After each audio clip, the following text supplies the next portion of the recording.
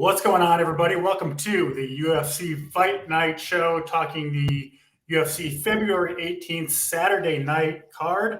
It's been a while since we've had one of these shows, busy with NFL, NBA, all that stuff, but NBA All-Star break. So we're back.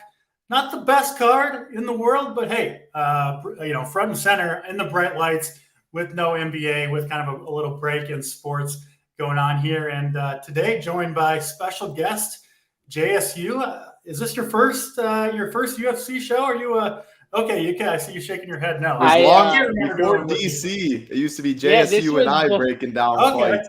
That's right. So this is all right. Well, DC. Yeah, sorry to take your spot. I'm sure the people are happy to have you back, JSU. How are you doing over there? I don't know if some of the people even remember those shows. They feel so long ago, Title. But I don't think this is something people know either. But I grew up watching UFC. My older brothers were massive fans of UFC. So, especially back then, I mean, you guys probably know this, but, there was one TV, right? So when you got, family members, you pretty much lose the fight to the older brothers who get to pick and choose what's on that TV. And, that we watched all wrestling. So it wasn't just we watched WWF, UFC. My brother would watch literally any fighting in anywhere, Japan. It didn't matter. He would watch everything you can think of when it comes to fighting. So I would have to. And I'm a deep lover of MMA. I watch it pretty much every week, as much as I can anyways. Definitely the main 5 fights, but I try and watch the pre-cards too, or the prelims, but I'm always watching it. So I mean, I know a little bit about these guys fighting, and Title will in DC probably know a little bit more than me, but I'm good enough to hold my own. We'll be all right here on this show. I do want to talk to you guys about the Volkanovski fight, because I want your takes, because I assume that was any of you on Volk? I was on Islam. I had Volk plus 310, and then I had him. So that was my take. Is I don't know how you would bet Islam. Even if you thought he was the winner, Volk was the clear bet from an odds perspective, right? I thought so. I also had tickets on Volk to finish the fight in round 4 at plus 4,000, and to finish the fight in round 5 at plus 4,000, which those looked like they might be coming through at certain points during those rounds, but unfortunately didn't quite. I had the pic. I sent it to Tony. Did you guys see the pic on Twitter of Islam's face when Volk's just standing over him, on the ground? And he was you could tell he was get this thing over with. How much time is left on? Because he knew, I think, in that spot, he knew going into that 5th round, he won with that 4th round where he just literally had Volk's back for 4 minutes. But my thing with that was it was kind of it was a shitty way to finish it, because yes, Islam won. I don't think Volk got I don't think it was theft, right? Sometimes in UFC we see judges who make terrible calls or terrible scorecards, and we're like, that's awful, that's rigged, whatever. That's robbery. That's robbery. For robbery. I don't think that was the case with Volk. I think he lost by the way they, call the fight. But honestly, he came out looking better than Islam. 1, because I think everyone thought he was going to get steamrolled. And 2, Islam really didn't threaten him in that 4th. The first time he took his back, I forget if it was the 2nd round or the 1st, he was threatening. He was constantly trying to get him in the choke. And Volk was just, he's got that short neck, so it's just really hard. But he was constantly threatening. That 4th round, there wasn't much going on. You can make the case Volk was, almost giving it to him, even from the back a little bit, almost as much as Islam was. So I didn't love it just because of the way it looked, where it just literally looked like he was holding him the whole 4th round. Yeah, I mean, he was trying to lock out the decision win at that point. Obviously a close fight. I do feel like post-fight, the plus 310 on Volk was the right side to be on the value. But I did think, Title, that Islam, even though I was rooting against him, I did think he did enough to get the decision win ultimately. I assume that's your take on it as well. Yeah, I thought it was 48-47 Islam. If it was 48, if someone said 48-47 Volk, I don't call you crazy. I definitely thought Islam won. But I mean, it's So I thought Islam won. If that's a street fight, Volk's beating his ass. I mean, Islam was dead tired after 5 rounds. Volk was still going. The dude has cardio for days. And who was more impressive in that fight? I mean, Volk was way more impressive in that fight. Leaving that fight, Volk was the winner if you're looking at it. I mean, he came up a weight class. People didn't give him much credit. I mean, it was the wrestling defense, how strong he was in the clinch. It was the most impressive thing by far. I will say, though, Islam striking. We talked about it against Oliveira. Look at it against Volk, though. I mean, he clipped Volk. He dropped Volk, put him on a knee. He was busting him up. And Volk said the same. I mean, Islam said, I respect what Volk did. Like the preparation that camp did, his wrestling defense, I did not expect. And Volk the other way said, man, I underestimated Islam striking. I mean, Islam can strike. He's definitely a problem. I mean, all this IB stuff coming out. It's going to be very interesting, all that. But, I mean, it's one of the highest level fights you'll ever see. I mean, I had Islam inside the distance. I was never going to bet the money line. I thought it was either Volk taking the plus 300 plus or going Islam inside the distance. Man, I underestimated Volk's takedown defense and his ability to stay on his feet. But what a great fight. What a great fight. And this week, usually, I mean, it's tough. I mean, no NBA right now. It's tough coming back. First UFC show to an 11-fight card. That's one of the worst cards you'll probably ever see top to bottom. There's a lot of guys that are making their debut. A lot of low-level fights, we'll say that. Usually that's what happens after a pay-per-view, though. But always money to be made. Excited JSU's on the show. Yeah, we were talking MMA like 3 years ago. Before, like after Chimaeva's first fight, we were saying future champion and all that. Still not even future champion. You called it, too. Like the first fight he had, you were like, this is going to be a future champion. Like before the fight, you were like, I think this is going to be a future champion. So that's ain't a future champ yet. The dude's actually got to be active, but that's true. He's what was interesting about the round by round with Volk was he kept coming back to the corner. You guys heard that when he was like, he's not strong or not as much power as I thought, or as he thought. He was saying it like he believed it. Like it looked like he was getting his head snapped back on some of those punches from Islam. And then he'd come back in the corner and be like, he's not that powerful. I'm like, dude, I don't know what you're watching. I think he meant more so in the clinch and on the ground and stuff like that. Was that what he was talking? I think he was talking about where he thought he was going to be a problem. Because the striking, he complimented after in the interviews. Like, I mean, he's like, I got cracked. Like, I mean, Islam definitely hits hard, but. Yeah. Oh, I it definitely looked like he hit hard. I'm just saying, though, it was funny. He was going back saying, like, oh, he's not that strong. Like, I was like, man, he looks really strong to me, but I don't know.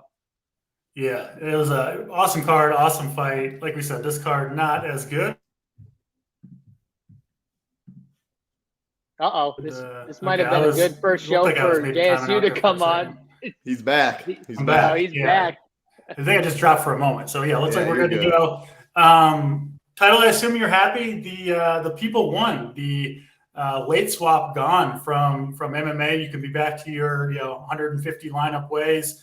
This is the first show we've done since they changed it back. So I assume you're happy about that. Yeah, I mean, to be honest, I had a bigger edge with late swap. I'm already watching all of them. I changed my strategy. Instead of maxing the 150, I maxed the 555, 6 entries or 4 or something. I could late swap, could adjust cash. So at the end of the day, I had an edge. It benefited me. It wasn't good for the people. Like I like when your lineups are locked. You go, you can just see how are you sitting all this, like how many uniques, all this stuff.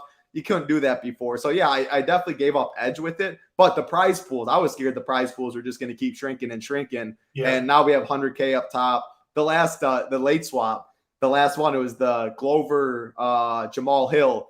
I was sitting with first and third, the Stones, 145,000, 150,000. I damn near hedged the wrong way too. The worst thing happened. It was like 170K swing for title the wrong way into negative. But that was the last one with late swap. It helped me during that card too.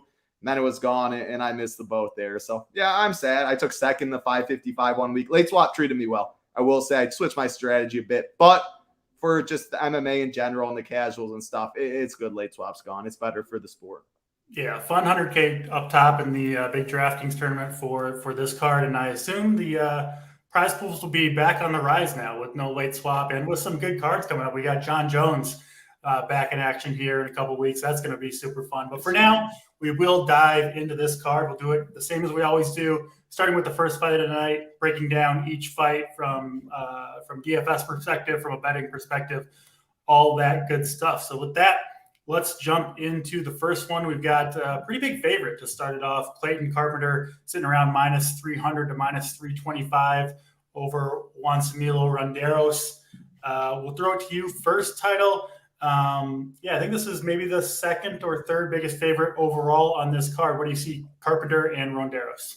Yeah, second biggest favorite on the card. And Clayton Carpenter is making his UFC debut off a Contender Series. He's 6-0. He's got a lot of hype behind him, too. He trains with very good people. He's a well-rounded fighter. He can strike. He's got power on the feet. He can mix in his wrestling. He is hittable on the feet, which I don't love, but he's only 26 years old, still making improvements, still young in his MMA career. Like I said, a lot of hype behind him. The line shows that. And you go to Ronderos, I mean, he's getting disrespected, I think, a little bit. He's only 4-1. We just saw him in the UFC last year or 2 years ago in May. It's been a while since we've seen him, but he took the fight on like a couple days' notice against David Dvorak, who's a very good fighter himself. He got finished in the first round. I just threw that fight away. I mean, you can't take much out of that. A lot was stacked up against him in that, but he also seems like a pretty solid fighter. Striking, solid. His offensive takedowns look solid too. It's hard to, it's a lot of, I'm going to say this about a lot of these fights. It's hard to know how much stock to put into them because a lot of these guys have just fought bums before the UFC. Like,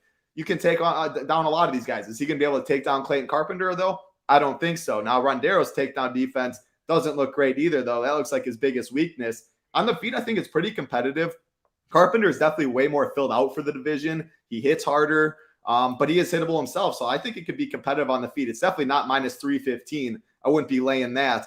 However, I think Carpenter, if he does, just on Contender Series, was competitive on the feet. He was getting beat up a little bit. He mixed in his offensive takedowns, and he showed that he can win that way. And I think that's his easiest path here. I expect him to go to the wrestling. And if you go to the wrestling, you get top control, you get takedowns, you know there's a big ceiling there. So, yeah, if you're playing 150, I definitely would get some Ronderos. There's only 11 fights on this card. I mean, you could play all 22 fighters if you wanted 150. A lot of sharps will do that. I don't think you're crazy. Whereas 14 fight cards, I'm always making at least 4 cuts, if not more. But, yeah, I think the odds feel a little wide, not going to lie. I mean, man, a UFC debut, Clayton Carpenter, minus 300. I wouldn't lay that. But talking DFS-wise, yeah, I think the takedowns, top control, I think that's the easiest path to victory. I think he'll take it, and I think he'll get the job done.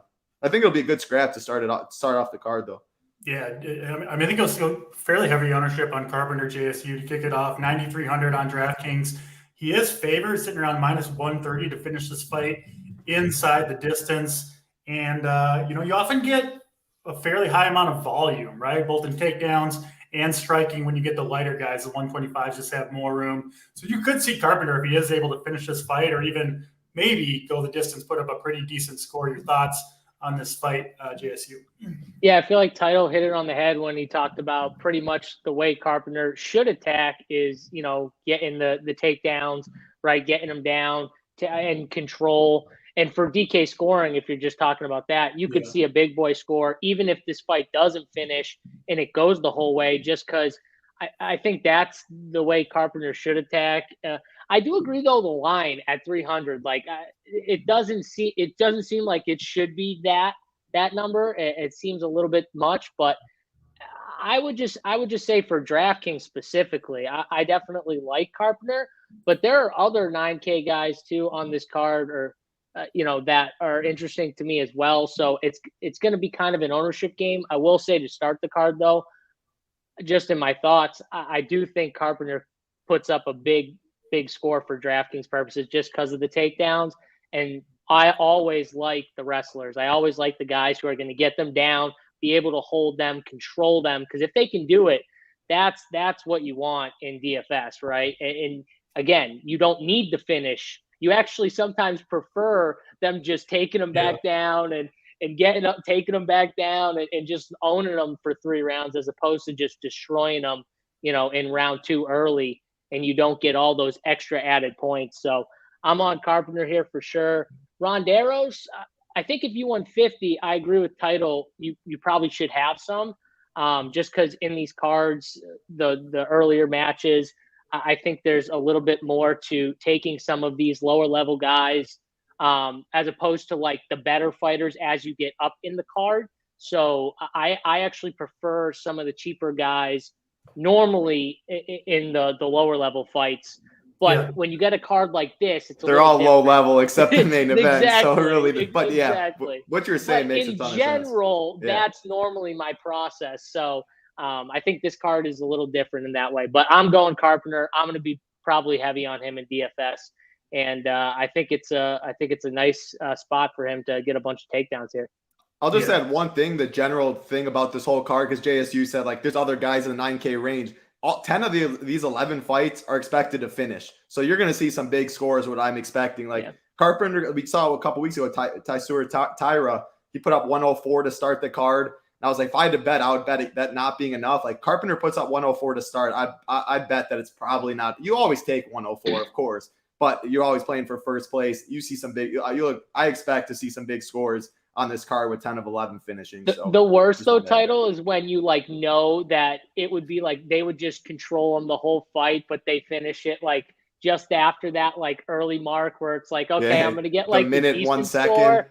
Yeah, I'm gonna get like the decent score, but I'm not gonna get like the total nut score to where you, like you said, you would bet that someone gets over that score and ends up edging you out. But that's a bad feeling. But the worst feeling is when you're fading a fighter, or mostly fading a fighter, and they're just laying it on them, takedown after takedown, ground and pound, and you know that score is going to come up like a 140 or something, and you're just absolutely dusted after the first fight of the night, which I think is a possibility here with Carpenter. So that's Carpenter, Ronderos. Let's move on to the next fight, and we go from the second biggest favorite, Carpenter, to the third biggest favorite on this card, AJ Fletcher, sitting around minus 280 against is it Themba Gorimbo? We'll Gorimbo.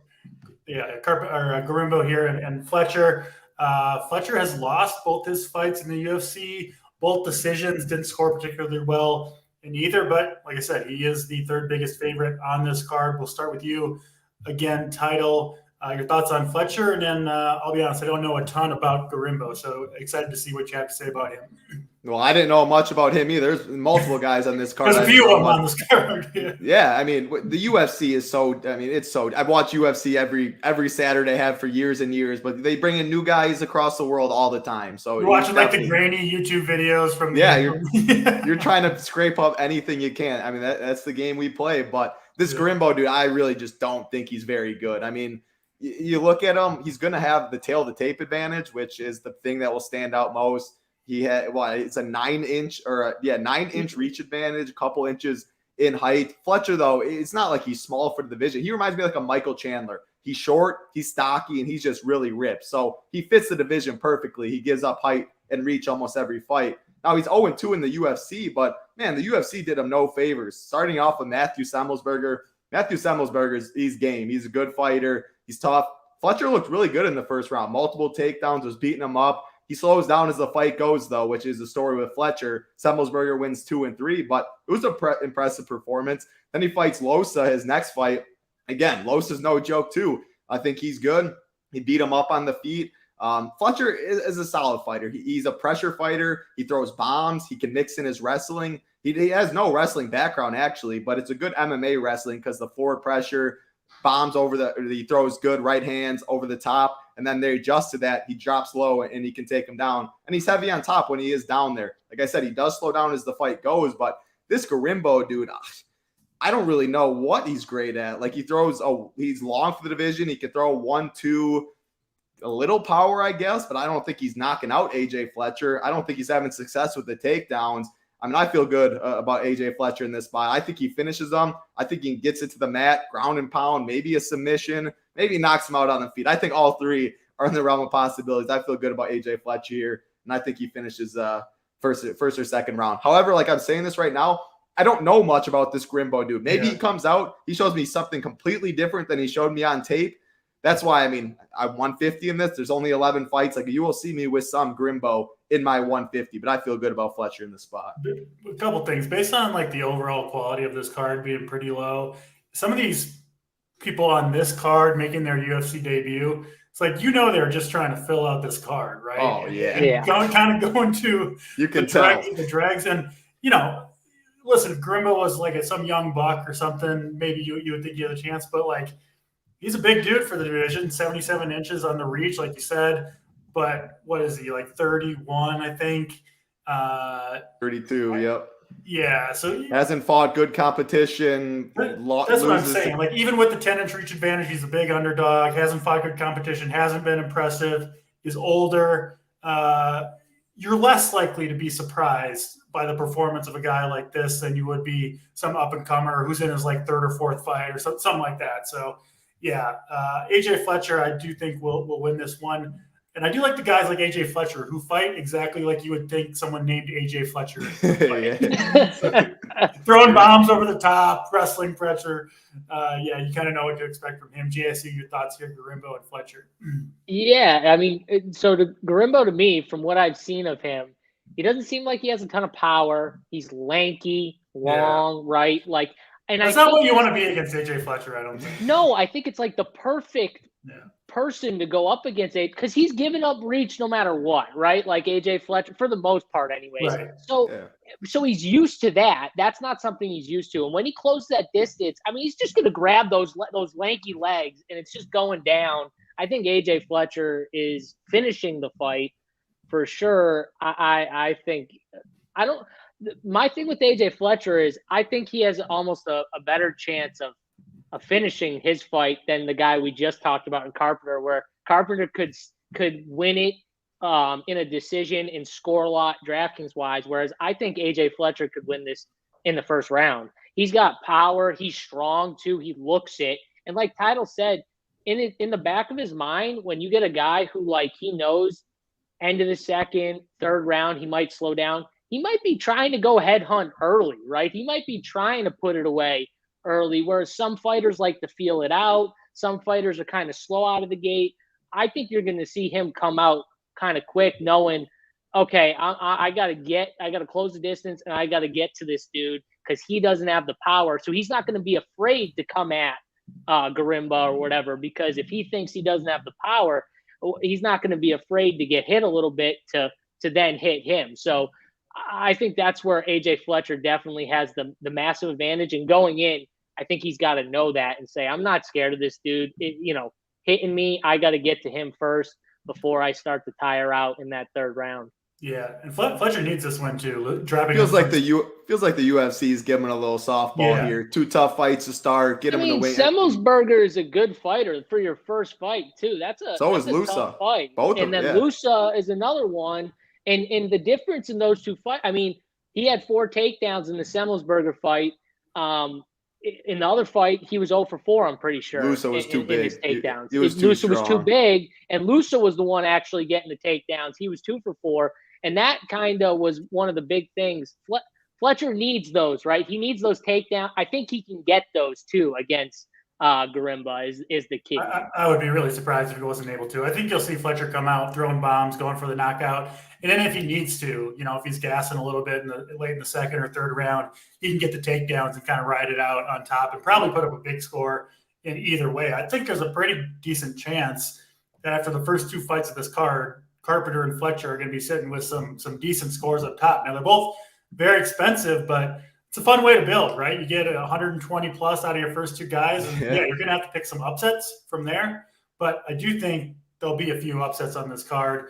But maybe not in the first 2 fights. I think Carpenter and Fletcher kind of cruise to victory. So let's move to the next card on the fight. 2 guys that we know pretty well, 2 veterans of the sport, veterans of the UFC.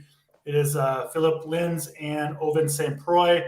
Lins sitting around minus 220 or so. Title, back to you. What do you see between these 2 guys?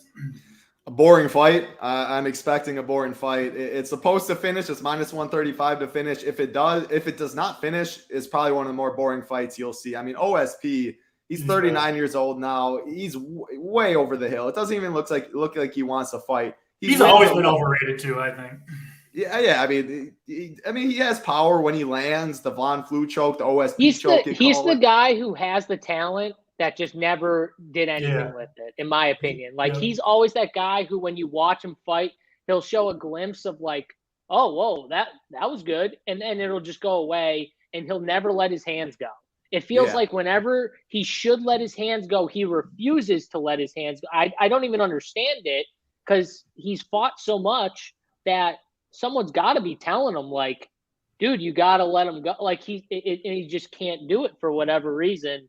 I don't know why. I've watched him a ton. It's just like he needs to He needs to fade because his fights. Oh. I hate watching his fights. I think he is fading. I think it's time. Yeah. I think this could be his last fight if he loses. I mean, he's probably getting paid a good amount from the UFC too. But yeah, JSU said he doesn't throw. Lands 2.67 significant strikes per minute. All he does is he backs up behind the black line, is back against the octagon, and he just tries to counter the whole time. And Felipe Lins, I don't look at this guy like he's very good. He won $1 million with PFL 4 fights ago. Comes to the UFC, loses to Andre Arlovsky.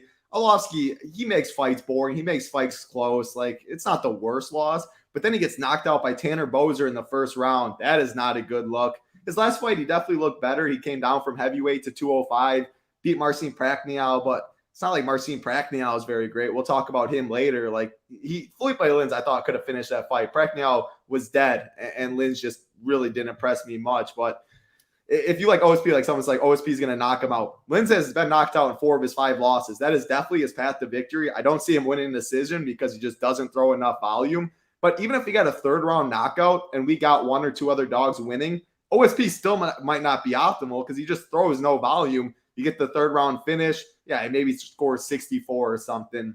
Yeah, he's dangerous. But, man, Felipe Lins, I think, walks him down. I think OSP's backs up the cage. He avoids the big shots. He lands some of his. I think it mainly stays on the feet. OSP's dangerous on the mat. I don't think Felipe Lin's going to take him down. I don't think OSP will have much success taking him down. I see a very boring, low-pace fight. Maybe Lins knocks him out. Maybe OSP knocks him out. These are 2 big boys, but this fight's supposed to finish. I think it goes to decision more than likely. I think it's pretty boring. I won't have much of this fight. What's the decision prop right now, Title? Because I like the decision prop too. Yeah, it's minus 135 to finish, and then to go to decision, let's see what the best. Plus 106 on FanDuel is the best I'm seeing. Because I think it's a boring fight too. I think both guys, like you said, I don't know if it hits the mat a ton here, but I think both guys, they're going to want to, almost like OSP, he just wants to kind of like save, and then if he sees a shot, he'll take it, but he's not going to go super aggressive. So I could see a lot of standing, staring, kind of waiting, and both guys doing it, respecting the other a little bit. And that could kind of lead us into a decision if they do that. And I could see it happen here. So boring fight. I don't like it as much for DFS either. That's the other thing. Like, I think people want these guys because, like, OSP, he's got power, whatever. 70, what is he, 7,400? But for DFS, I think people will play him, and I'm just probably going to fade. I might fade this fight in general. This might be one of those fights I just tag as fade. If one of them knocks him out, but I don't see the volume where, unless they knock him out in the first, minute? What's the bonus title? Is it a minute or 90 seconds? Yeah. It's a minute. Yep. I don't think it happens. Minute, you're going to want them. Well, yeah, any first minute. Yeah. But that's what I'm saying. I don't think that happens because I think they're both going to kind of stare at each other a little bit and just kind of – so for me, the volume's not enough where if there's a knockout in the second round, I still don't think it might be a must. And I'm probably just going to fade it, hoping it goes to the decision.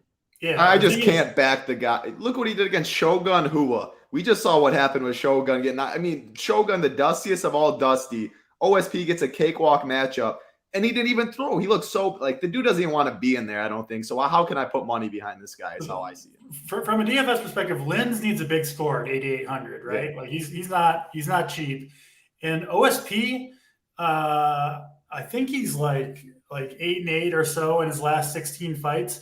In those 8 wins that he hasn't eclipsed 100 points a single time in his last 8 wins. It's been like 8 years since he's been over 100 UFC points. So you have to throw to get 100 points. Exactly. Now, DC, on this card, you might not need 100 points. No, you don't. I will say that from everyone, right? So from a cheap fighter that wins, you might not need 100.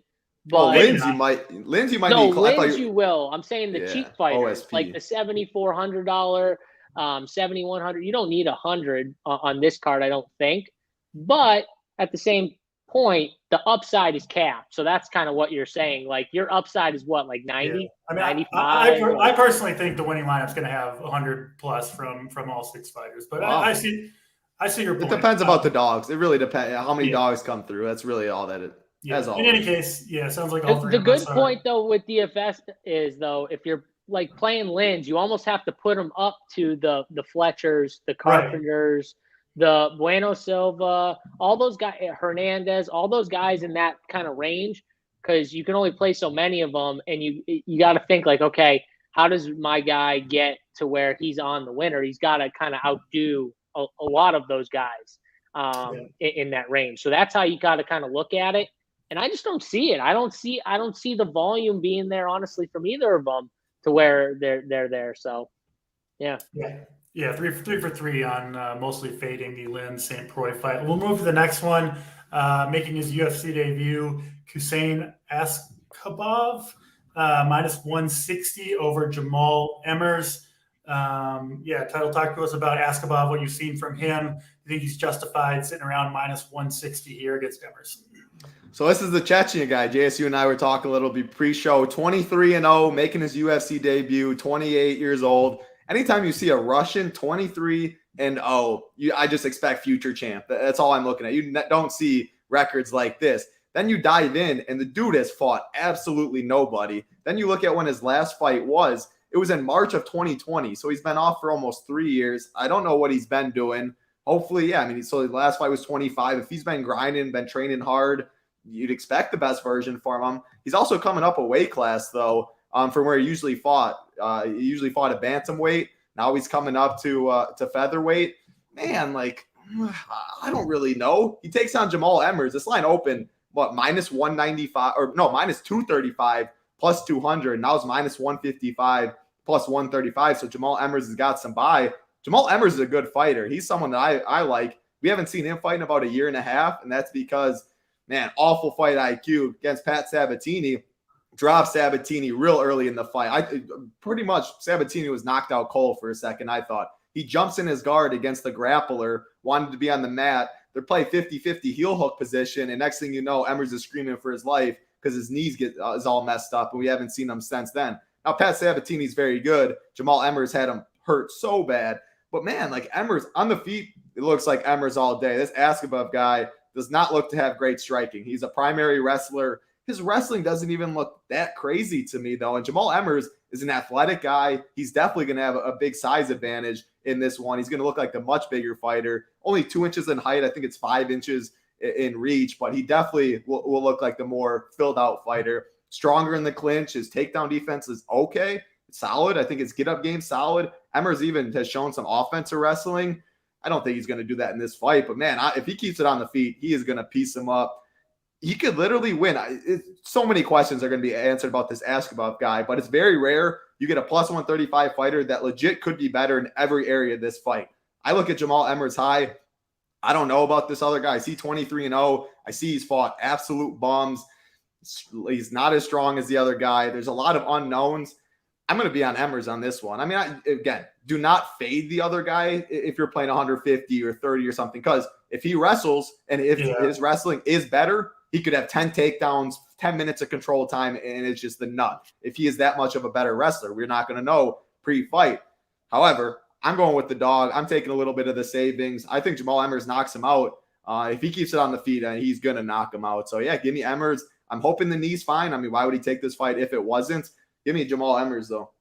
Yeah, it's so much less scary fading the strikers than it is the wrestlers, because, if Ashabov comes out and does what he's, wants to do, what he hopes to do, he's probably going to score pretty well. It's just the fact of the matter for fighters who fight like he does. But I will say, JSU, the fact that this line isn't wider, right? It's sitting around minus 160 for Ashabov for a 23-0 fighter who has what right now I think the most successful, best fighting style.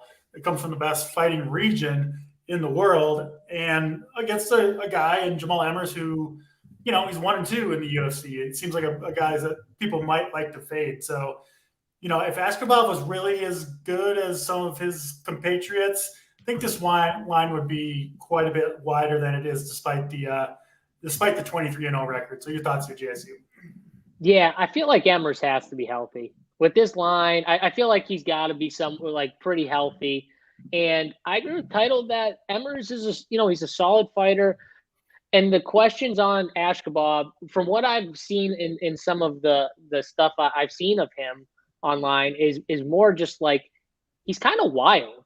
He kind of jumps in. I don't know if he'll do this in his first UFC fight. Maybe he's a little nervous, but the way he's fought in some of these, he's all over the place. He will throw elbows and knees, I'm sure, and he's going to try and get him down. Emmers is going to look way bigger than him, though. Like I've seen both these dudes. I mean, Emmers is definitely going to look like the bigger, stronger fighter for sure, and it's just going to be more about how technically sound this kid is, because Emmers is a decent wrestler, right? He can wrestle, right? Title, like he can scrap down there too.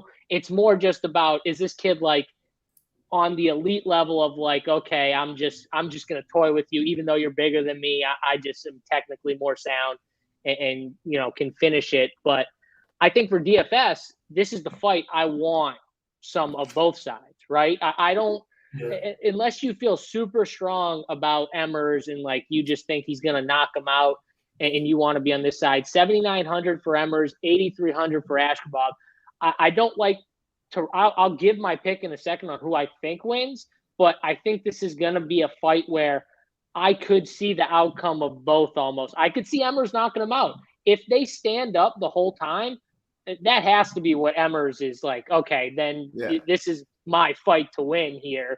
And if this kid can get him down and keep him down, that's where he probably is gonna, you know, have the best chance to win. So it's one of those fights where if this happens, this guy has the advantage and probably wins, and if not, then the other guy. Sad to say, because I hate seeing like I'm on both ends, but I think for DFS you want exposure to both sides of these, because you could see big scores either way. And at 7,983, you're going to land there with a lot of your builds where you're going to need one of them anyways. And I think this is the fight where you just load up and you just say, I want one of these guys in most of my lineups I make, and just root on a good fight, and one of them just hopefully destroying the other. I think that Ashabov probably finds a way to get him down. That's just my feeling. It does worry me that the line isn't wider. I agree with DC, but I do feel like if they're putting him against Emmers, who I think is a good fighter, I think they think this kid has the skill and ability to compete with them, and I'm going to go with him. But I will have both for DFS. Just to a couple bets I think are interesting. Emmers by knockout anytime is plus 420 on FanDuel. I like that, and then specifically plus in the first round, plus 950 for Josh Emmers to win by KO. I think he's got a decent chance to land a big one on a guy making his UFC debut. So I might take little stabs on those bigger lines. Next fight on the card, we go to the women's division. And it is the biggest favorite on the card. Mayra Bueno Silva sitting at minus 500 against Lena Landsberg.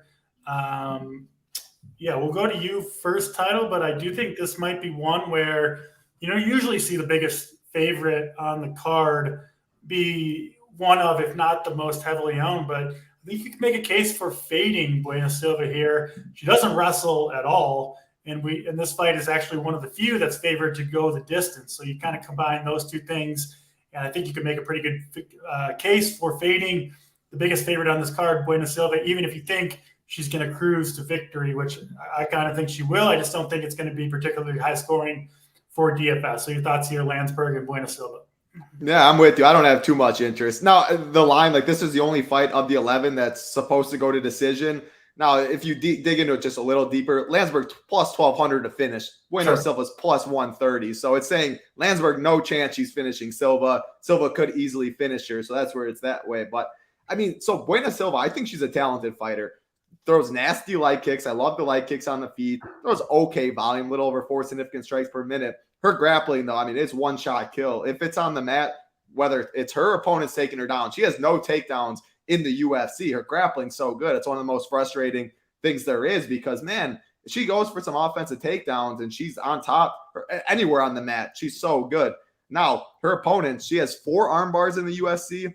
It's 3 or 4. I believe it's 4. All of them have come, no, it's 3 wins by armbar. All of them have come by her opponents taking her down and then her getting the armbar. Her jiu-jitsu is just nasty. However, Landsberg, I mean, I don't think she's going to take down Bueno Silva. I mean, you have to know coming in, just do not take her down. Like, that would be the dumbest thing. Bueno Silva has no takedown, so I can't expect her randomly in her 8th UFC fight or whatever it is to get a takedown. So yeah, this fight mainly plays out on the feet. Landsberg's biggest strength is her toughness. She's 40 years old. I don't think she's very good. No chance I'm playing a 40-year-old, so that's an easy fade right there. But man, her toughness, her durability, if this fight stays on the feet, it's going to be tough for Silva to finish her. I feel way better about Carpenter, about Fletcher, about all these other guys we're going to get to.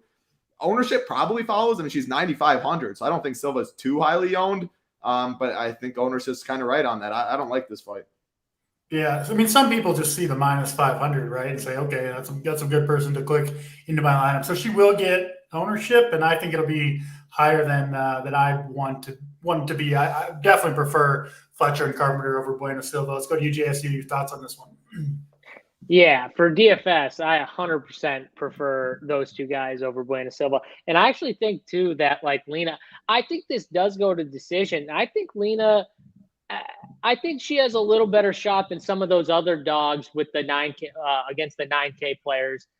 If you just told me, hey, JSU, you got to pick from those 3 fights that we've just talked about, you need one dog, I'd definitely go with, I think she's got a better chance to at least make it somewhat interesting. I mean, Bueno Silva is definitely the better fighter, but would I be shocked if it went to a decision and Lena somehow won? I would be shocked, honestly. And I think she's got the best chance of those 3. So I think for dogs, if I needed one of those, it would probably be her, but I'm not touching Bueno Silva at that price tag on this slate, when we already got two favorites that we love earlier in the card, and we're probably going to like 1 or 2 more, depending on where we go with these other, upper, 8,900 to 9.2 type players. So for me, I'm going to be lighter on this fight, but if anything, it would be just dog or pass. I don't think Bueno Silva finishes her, and I think it goes all 3 rounds. Yeah, 3 for 3 on Bueno Silva and Landsberg. Let's go to the next fight on the card. It is Nazim Sadikov against Evan Elder. Sadikov sitting around minus 200 or so. Title, back to you for this one. What do you see here? Yeah, this fight actually was one of the hardest for me on the card. I do not feel confident about either side. I think I need to see more of both these guys. I mean, Evan Elder, he's making his second walk to the UFC octagon. He's 7-1. His only loss came his last fight in his UFC debut, but it was up a weight class on short notice against Preston Parsons, who is a big welterweight. So a 155er going to 170, taking on a big 170 in a guy that wanted to wrestle. And that's all he did. He used his size. He took him down. Like, Evan Elder was just at a huge disadvantage there. So I'm throwing that fight out. He looks like a solid all-around fighter, though. His striking looks solid. He was 7-0 coming in. Striking looks solid. He mixed it. I saw him mix in his own offensive takedowns occasionally. Like, I think this is going to be a good fight. I think he's a solid all-around fighter. Same can be said of his opponent, Nazim Sadikov. He's 7-1. He's coming off a Contender Series, so this will be his UFC debut. But, man, I was really impressed with him. His striking was crisp. He can also mix in the takedowns, and I think he will have – who has the wrestling advantage? I think Sadikov has a better chance to take him down than I do Evan Elder. I mean, man, like, his striking was crisp. He was defensively sound. His cardio checked out. I mean, he just put a great performance on in the Contender Series. However, he hasn't fought good competition prior to the UFC. Contender Series guy I don't think was too great. Like, now he finally gets his biggest step up in competition in the first UFC fight as a minus 200 favorite. Like, I'm not laying minus 200 in his debut. No chance at that. So it's a dog or pass coming from the betting perspective. However, I do still think he wins. Because it's so tough for me to pick a side, like, maybe I just go a little underweight on this one. I haven't decided. This is where the fight, like, I'll let what Saber decides. I have strong leans on most of these other ones. Use Saber Sim. If they give me, like, just say Sadikov is supposed to be 27%. I have 20% from Saber. I'm totally fine with that. If I have 35% from Saber, sure. Now, if I had like Bueno Silva and I ran it and I had 35% Bueno Silva, no, that's getting way down manually, me doing it. So this is a fight I'll kind of let Saber decide. I think it'll be a fun fight. I lean more of a decision, though, because I do respect both of these guys. I think it's a competitive fight. So while I'm picking Sadikov, I guess everything I'm saying, I should be saying dog or pass. But no, I was really impressed with Sadikov in Contender Series, so I'm going to roll with him. Yeah, I mean, you make some good points just on the kind of the multi-entry build, where if it's the least confident fight that you have picking of the card, don't let it make or break your night either way, right? It's okay to kind of match the field on one particular fight if it's your least confident one. So I think that's a good point for people to take home. Let's go over to you, JSU. What do you see here? Sadikov and Elder. Yeah, this is definitely my least confident pick. I will say it's my second least confident. We're going to get to one that I have no confidence in, but I just want to So this is definitely mine. I don't know a ton about either of these guys. I think for DFS, I'm probably going to end up going with more of the Evan Elder just because I'm going to land in some of those spots for some of my finishing lineups. And, Sadikov, I could see both of these guys. I could see it either way. So I feel like I'm going to go more of those 9K guys where Sadikov might not hit some of my builds.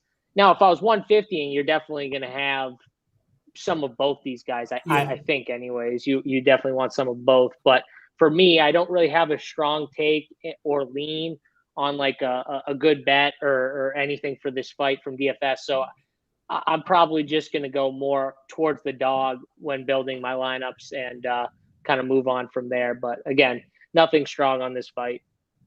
Fair enough. Let's get to the main card. We've got the longtime veteran, man. It seems like he's been in the UFC since the UFC's been around. Jim Miller, decent underdog here to Alex Hernandez.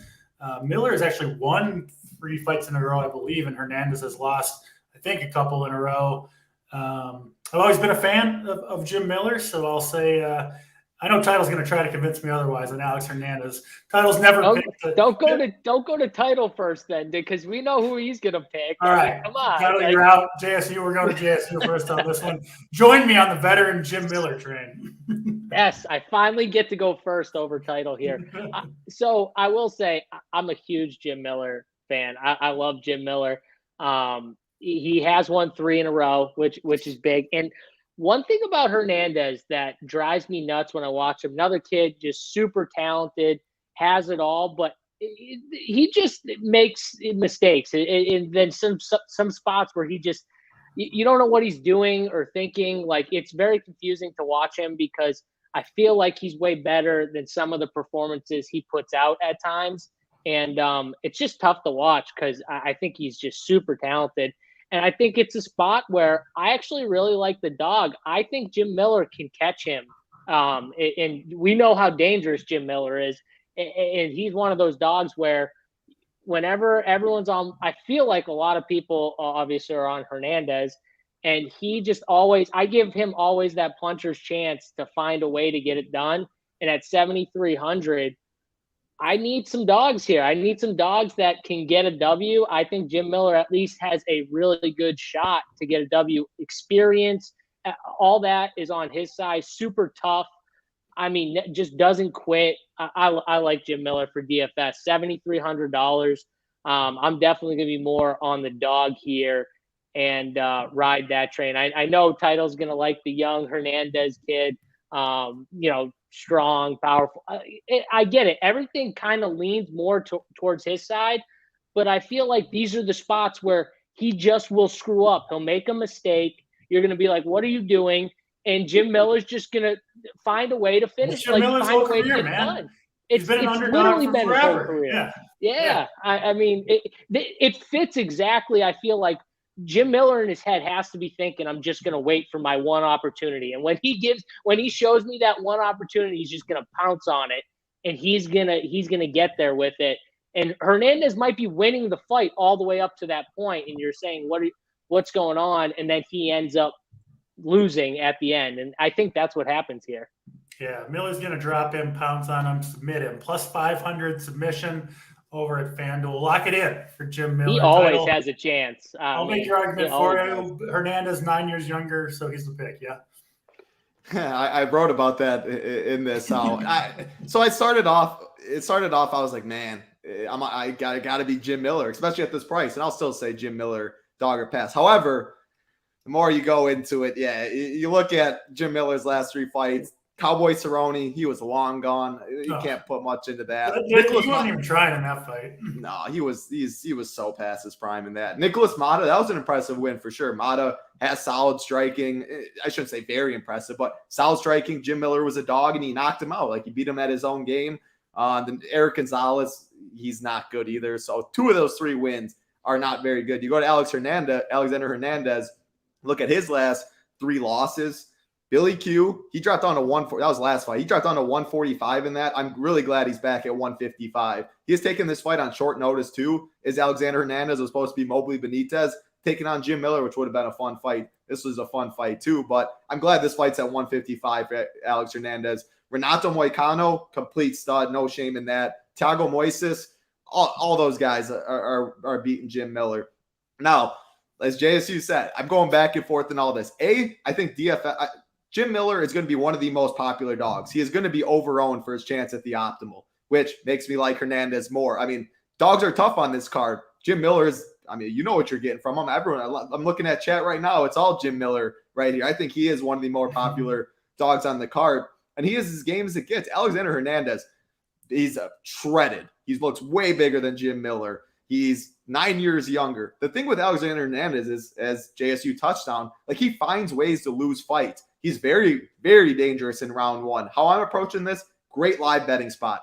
Jim Miller, he doesn't have great cardio either. He has Lyme's disease. He's always been known as a 1-round fighter too. However, his last 3 fights have all been in the second round. He might have better cardio than Alex Hernandez. So I'm going to be keeping a close eye. If this fight does get out of the first round, could be a great Jim Miller live bet, because I think Hernandez beats him round 1 comfortably. He's way more explosive. He has way more power. Look what he did to Beneil Dariush years ago. His wrestling, he can take Jim Miller down anytime he wants. He averages 1.63 takedowns per 15 minutes. You look at Jim Miller's takedown defense, it's 48%. And why is that? Because he's fine getting taken down and messing off of his back.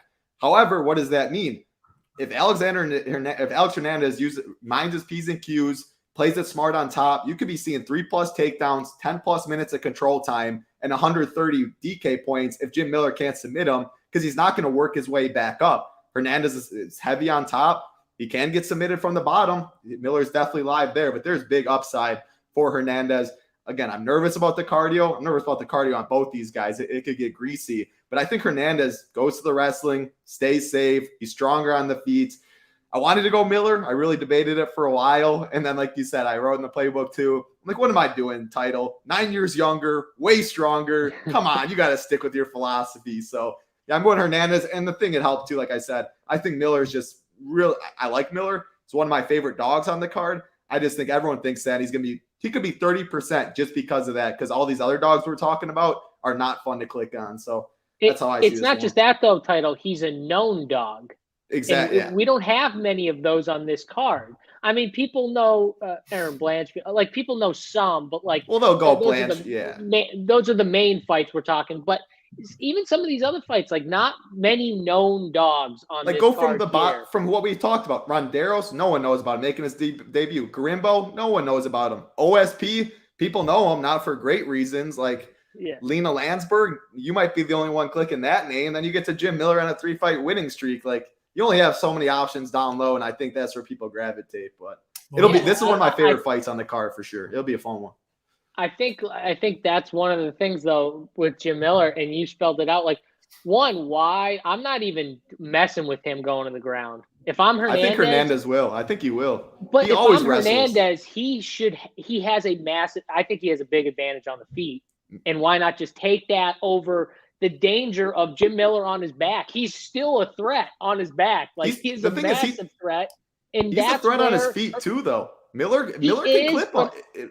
He is, but do you look at Hernandez and tell me you're worried about Jim Miller? I put Big T yes in the playbook. I don't know if he's watching, but it's a Big T yes. We gotta move on before JSU jumps ship and joins the Hernandez train. I don't want to be the only one swimming with the fish, with the 30% fish on Jim Miller. Well, if you're betting, you're betting plus 190 Jim Miller over Alex Hernandez minus 225. But I like live betting because I think you could get Jim Miller at plus 400, plus 350 after round 1. So definitely looking at this for a live bet spot.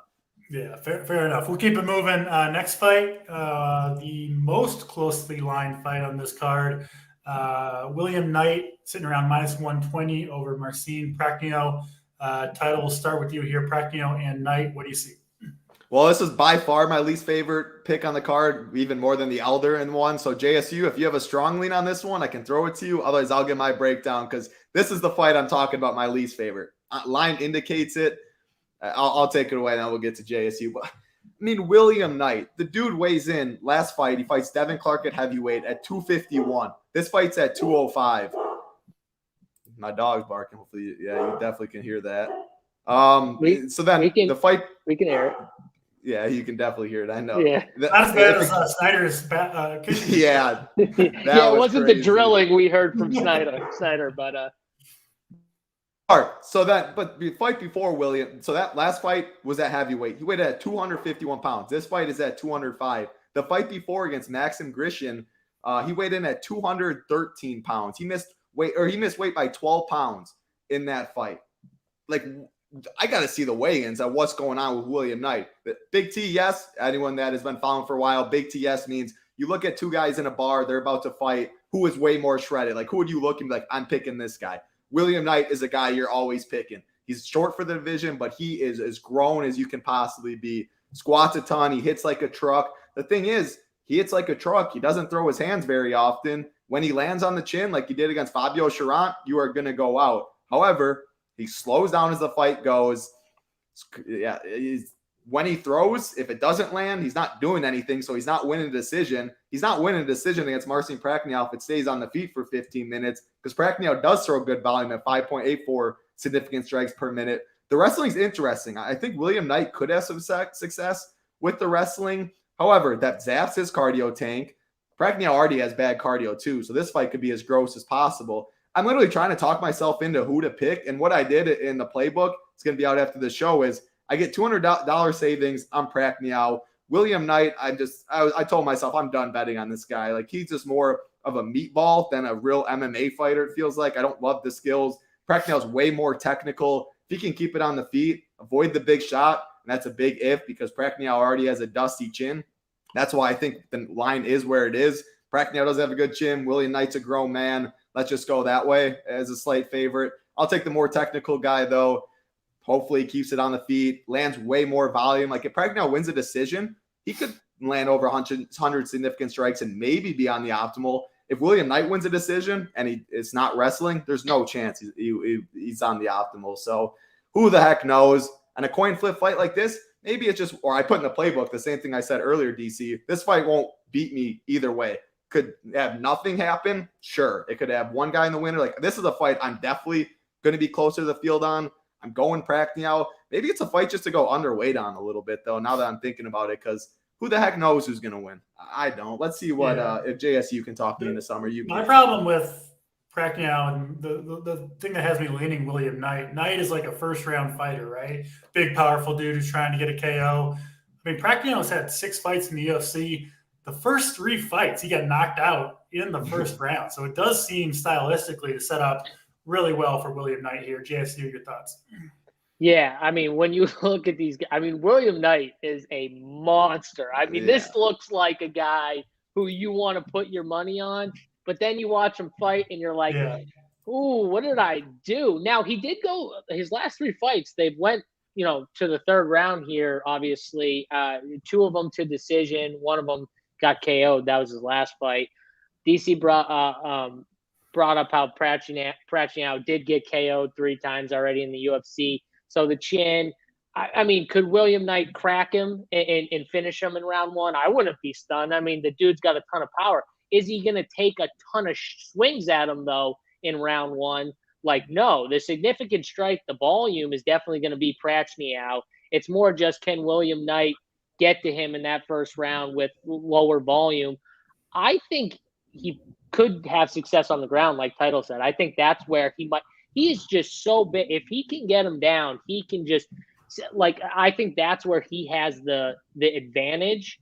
The problem is, though, once they get kind of gas out, it could end up being that type of fight that Title's talking about, where Neither of them are on the optimal. You don't even care who wins because it's just a boring fight at the end where there's not a lot of scoring being done, especially if he's like laying on him too. And Prachnio can't even get like the volume and stuff like that going. So I feel like, to me, for DFS, I want to be underweight. I don't even want to be at the field. I want to be underweight.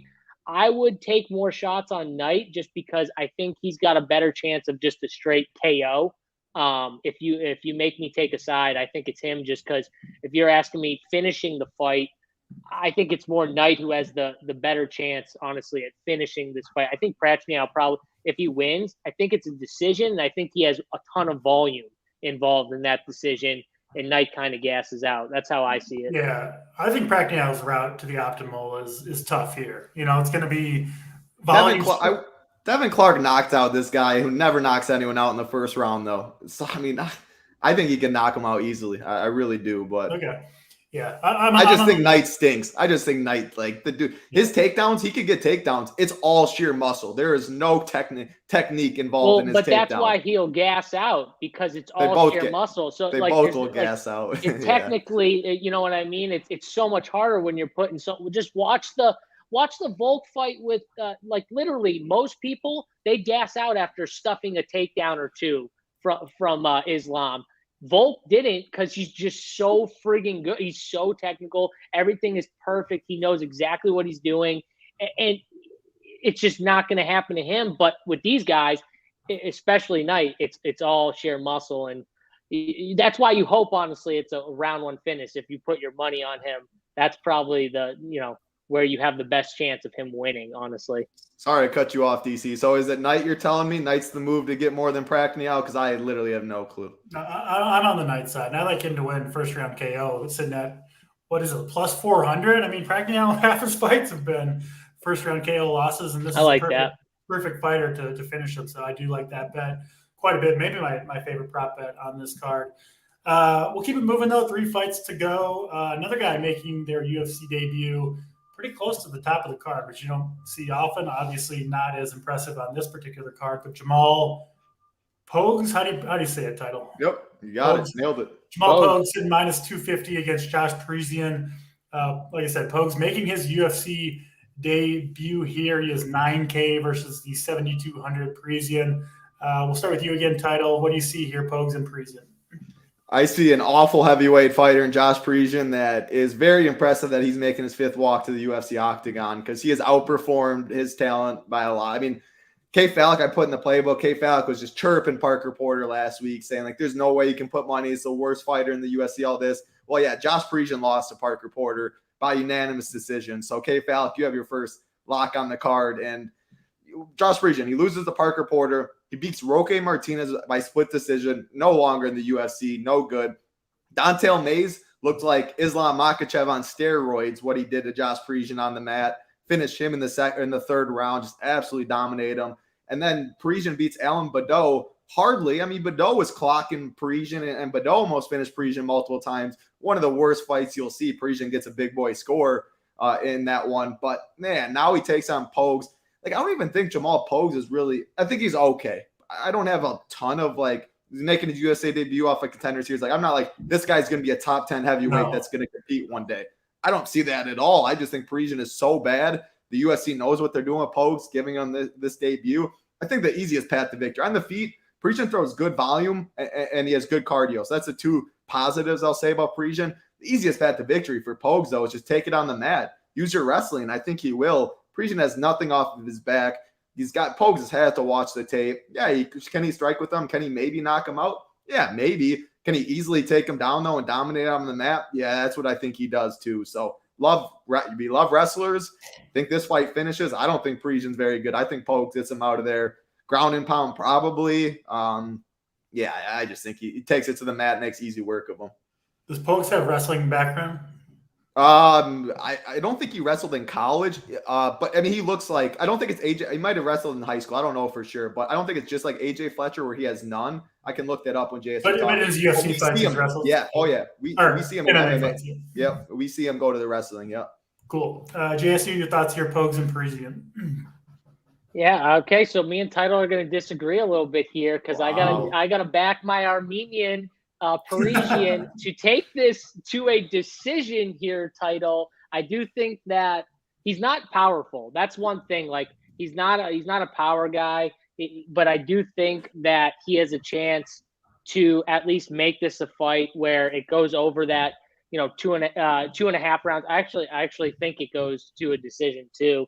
I don't really think Pogues, even though he's a solid wrestler, like you said. By the way, Usman putting him to sleep. That dude Usman is huge. Do you guys see that dude? No, that's a different. That's Zach Poga. We're going to talk about him next. You're thinking of a different. Oh shoot! That's the next fight. I'm sorry. Yeah. We're on Jamal Pogues. See, there's too many. There's too close a name. That one's really close. Yeah, for sure. That one's really close. I'm sorry. So, but I do think Parisian decision bet is for Jamal Pogues is the way I would take this bet. And also, too, 9,200, I like the other two 9K guys we talked about a little more than him. So since I think that this fight goes to decision, and I'm not saying Parisian wins the decision, I'm saying the fight goes to decision here, and he probably loses in it. But I do think that with that, I'll probably be heavier on the other two 9K guys and lighter on Jamal Pogues. Not Zach, whatever his name is. Too close. Very close. Poggy, whatever. Well, you seemed excited to talk about Zach Poga, so we'll let you start this one, JSU, the second to last fight on the card. Zach Poga and Jordan Wright, who I have personally not been very impressed with. Poga, another pretty big favorite here. We got kind of a lot of these minus 200 to minus 300 favorites on this card. Poga sitting around minus 280 right now. So Zach Poga, JSU, and Jordan Wright, what do you see? Yeah, well, first of all, if you don't know who that Usman kid is that put him to sleep, go look him up. Because the man is what does title call it? A grown-ass man. He is a grown-ass man. Because when I saw that, he put his head bounced off, and he came back up, and the dude just came in with the hammer fist after. Those are the ones where you're like, oh, man, he's already done. But the fighter's like, nope, I'm putting him back to sleep. And just get him. The ref's not like quick enough either because it just happened so fast. He just caught him square on the chin too, like right on the chin, dropped him, and then just hammer fisted him. But that dude is huge, right? Jordan Wright is not that. He's not that guy. We've seen Jordan Wright a ton here. I'm not obviously. I'm not a big fan of Jordan Wright. I do think he's going to make the fight interesting, which is always good. But I do think Zach is gonna kind of handle this fight. And so Zach, for me, is probably the way I'm going here. Now, again, it's interesting because the way Wright fights, I feel like this could be a good DFS scoring for Zach here. I think Zach's got the wrestling upside here, and Wright's going to try and move forward, which is always good. It's not going to be one of those – I don't think anyways it's going to be one of those slow fights where they're kind of just standing there. I think Wright's going to come after him because he kind of always does that. And then Zach's going to kind of get him down. I think he's going to use his wrestling and, get the win from there. So I like Zach to finish him here, probably in the second round. I think it's a second round finish. I'm going to be heavier on Zach Poga instead of Jamal. So I think my favorite 3 9K guys are the 2 early 9K guys title and then Zach. I think I'd go like, how would you rank the 9K? Carpenter, Fletcher, and the 9Ks. Poga would be, this Jordan Wright Poga fight is definitely, it's minus 650 to finish. Jordan Wright has never been to a third round. Like this fight, the next 2 fights we're about to talk about, I love. So Poga would be my favorite, even though I'm about to pick against them, just because the nature of this fight. Wright's kill or be killed. After that, I have him ranked. I have Carpenter as my number 2 in the 9Ks. And then I had Jamal Pogues because I think Pogues, he rolls in this. But I love AJ Fletcher too. I got Fletcher over Jamal. I'm coin flip. Zach, I love them both. Zach, for me, I just feel like Wright is going to make it to where it's a fight that you're going to want, right? Yeah. Even if you go that way, like you said, he's going to try and make it exciting, which is good for DFS, right? Because that means there could be a lot of volume. There could be some haymakers or wrestling, whatever it is. So, I think for DFS, he's definitely the guy that I would lean to too, probably as the top one. But those two early guys, I think, could put up big boy scores as well. So it is closer to me, I think, even though the line is massive. Obviously, I'm just talking DFS. I'm not talking. If you said to me who's like the best chance to, I think Zach is, but DFS, I think it's closer. Yeah, Tyler, you mentioned you might be picking the Beverly Hills Ninja here as an underdog here. Jordan Wright, like you said, his fights finish early, which is obviously, you want one of either side for most of Jordan Wright's fights. So talk about it, Wright and Poga. Yeah, I mean, pretty much all of them. He has these 12-4, 16 of his fights, all inside the distance, never been to a third round, and 13 of those 16 have ended in the first round. Everything you like. Now, this fight, it's interesting. This fight's at 205. It's at light heavyweight. Zach Poga in the tough final against Muhammad Usman. That fight was at heavyweight. He weighed in at 239 pounds. Jordan Wright has fought at 185, so he's making his move up to 205. He did it once, and I believe he weighed in like under the limit by like 5 pounds or something. So it's another fight I'll be keeping an eye on weigh-in, seeing how Poga looks at 205, seeing if Jordan Wright fills out. But and why I'm going Jordan Wright is I look at this line. I was like, what in the world is going on? Is this the same Zach Poga that got knocked out by Muhammad Usman, who I think is no good? This Poga guy, like, he's a decision guy. His 5 wins, 4 of them have gone to decision. He doesn't hit very hard. His only loss was that knockout loss. Like, I don't know about the chin now. Of course, Muhammad Usman, he lands on you, you're going to sleep. Jordan Wright throws bombs too, though. If he lands on you, you're probably going to sleep too. He's just so aggressive. This Poga guy, he just doesn't have the UFC experience or MMA experience. He's 4-1. He's an ex-football player. At least Jordan Wright has been in there with Joaquin Buckley, Marc-Andre Barrio, Dusko Todorovic, like all guys that are UFC caliber. Now, last fight against Dusko, Jordan Wright came out and wrestled. Please do not do that again because he looked good round 1. He doesn't have any cardio, which is why you love targeting Jordan Wright fights. Came out in the second round. He was dead. He gets finished in the second. I need him to come out guns blazing. Give me the big plus 200 plus dog, the $2,200 savings in a fight that 2 guys are going to be throwing. I think Jordan Wright has more power. He doesn't have a great chin, but I don't know if Poga even has really the power. Like, he can definitely knock out Jordan Wright. If Jordan Wright gets tired, Zach Poga is going to knock him out. This fight is not going to decision because Jordan Wright just doesn't have the cardio for it. But early in the fight, I give the advantage to Jordan Wright. He comes out guns blazing, get him in the clinch. He throws good elbows, solid at range. Like, I'm talking way better than Jordan Wright really is. Look what he's done in the UFC. He's won, like, I think 1 fight, 1-4. He ain't very good. I don't know how it's in the co-main event. I don't think Zach Poga is very good either, though. I need dogs on this card. I'm getting a big plus 230 dog, and I know the guy's going to at least come out swinging for me. So, yeah, it's not like I'm going to fade Zach Poga. The fight's minus 650 to finish. It's the best fight to target DFS these last 2. But, yeah, I'll take the dog. It's bad when you're making Jordan Wright sound like good enough. Yeah, like that's what I had to fighter. We're like, but it's the card. It's the nature. That's why I had to go back and circle back because I was hyping him up like this dude, the top 10 prospect. Or he definitely is not that.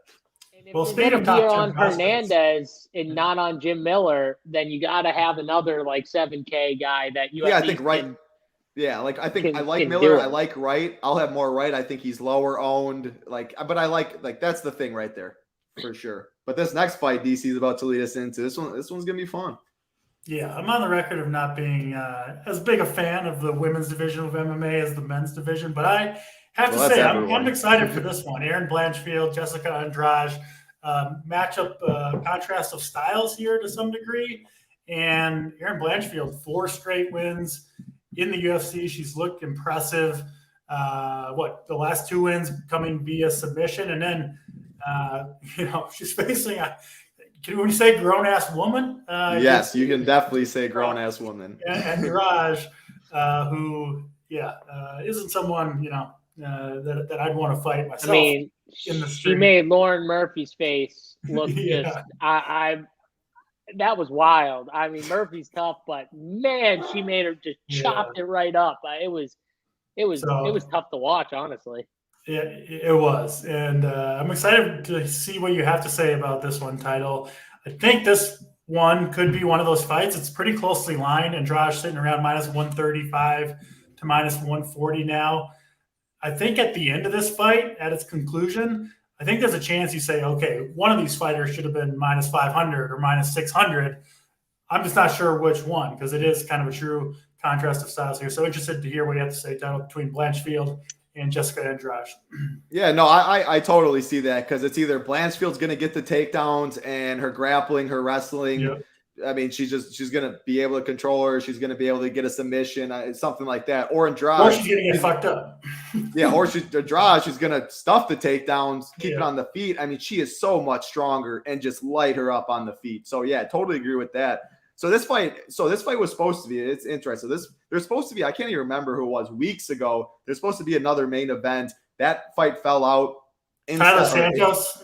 No. Before that, Tyler Santos, Aaron Blanchfield was supposed to be a 3-round fight. Wasn't supposed to be the main event on this one. I can't remember which one fell out. So then this fight got moved up, Tyler Santos and Aaron Blanchfield, to the main event to 5 rounds, like 3 weeks ago. So it's technically a short notice 5-round main event for Blanchfield. Tyler Santos pulls out last week. In steps Jessica Andrade. So then, yeah, short notice for her. Now a 5-round fight.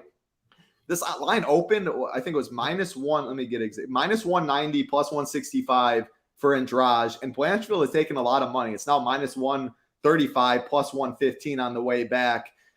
I feel strongly about this. I do. I think Jessica Andrade beats her to a pulp. I just can't get the fight of Blanchfield against JJ Aldrich 2 fights ago out of my head, where Aldrich was beating up Aaron Blanchfield. Aldrich got her own takedowns. Blanchfield wasn't able to get hers. She was counter-punching well. She was beating her up on the feet. And then, I mean, I had a lot of Blanchfield, so it was very good. But Blanchfield found a standing guillotine. She sunk it in and looked good. But she was losing that fight. She was about to be down probably 2-0 in that one. And now turn up JJ Aldrich, times her by 50, and then you get Jessica Andrade. This chick, she's a Hall of Famer. She fights the best of the best. You look at Jessica Andrade's last losses. Valentina Shevchenko, Rose Namajunas, Weili Zhang, Joanna Jędrzejczyk. 4 of the best woman fighter, Mana Nunes. 4 of top girls out there. Blanchfield was losing to JJ Aldrich. She's 23 years old.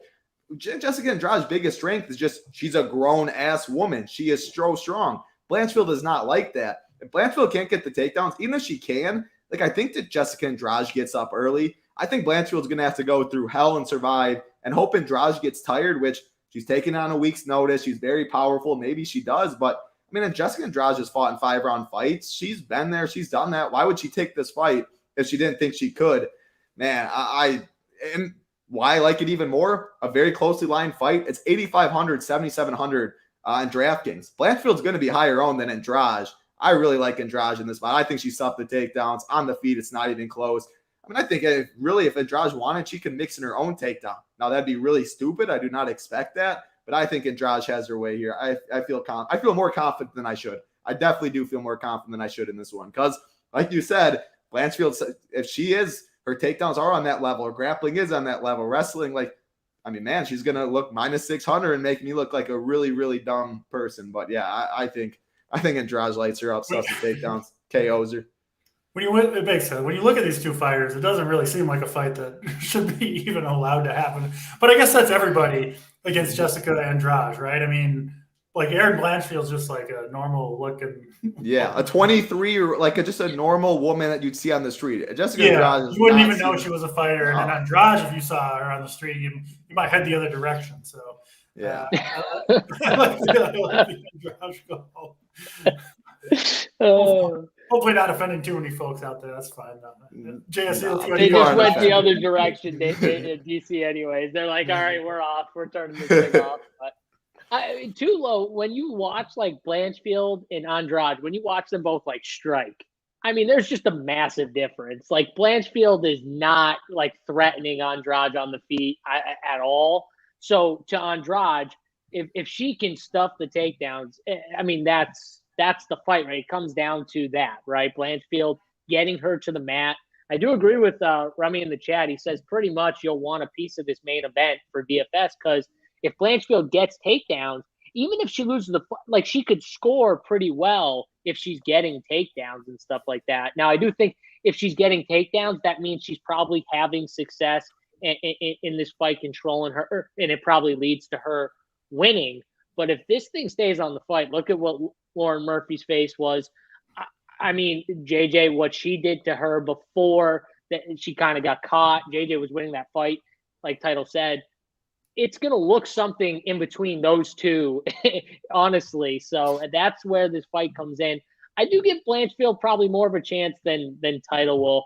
And I will say, like, just to throw it out there, but she is supremely talented when it gets to the ground. You don't see many people trapping girls' arms and holding it there and then getting the – I mean, they were – I forget who it was, but they were saying to, like, please tap out because she was about to just tear her arm off. You don't hear, like, I think it was Rogan, but I can't remember. You don't hear them very often doing that where it's like, oh, please, God, just please tap.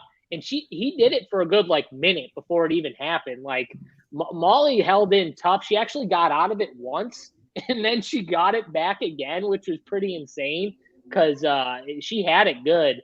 But Andrade is just super tough. It is hard to see Blanchfield just dominating her is the problem. And I think that's where Title's confidence comes in. It's like, okay, even if Blanchfield does win a round or two, it's hard to see it where Blanchfield just dominates her, where Title could see Blanchfield getting dominated if it stays on the feet. I think that's where more of the confidence comes into. For me, I probably would lean the dog if I had to bet it. But for DFS, I'm going to have more of the dog just because of the way the builds are constructed. So if you do go overweight on Andrade, it's kind of like the Hernandez argument that Title in a way had, where it's like, okay, Jim Miller's going to be a little overowned because people know him as a dog. So you play the other side of it and take Hernandez, who's a little bit more talented. He's a little stronger, right? There's kind of similar aspects to this fight and that fight for DFS. And so you can get leverage on the field by doing it, but both girls are going to be owned. When we say low, like, they're both going to be owned.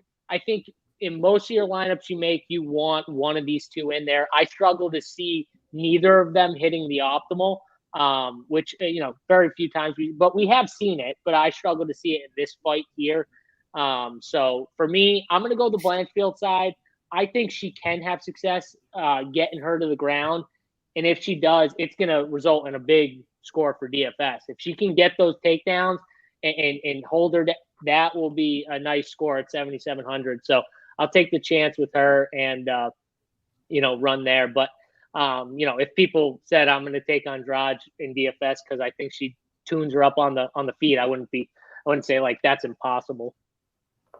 All makes sense. Yeah, it should be a fun night of fights for sure. Hope you guys enjoyed the show. We do appreciate you watching. With football over now, with no college football, all that stuff. I think these shows will be returning on a more regular basis for sure, for all the pay-per-view cards and probably for some of these fight nights coming up as well. JSU, thanks for joining us. Special guest today. Hit the like if you haven't on the way out. Subscribe, get all that Run Pure sports content.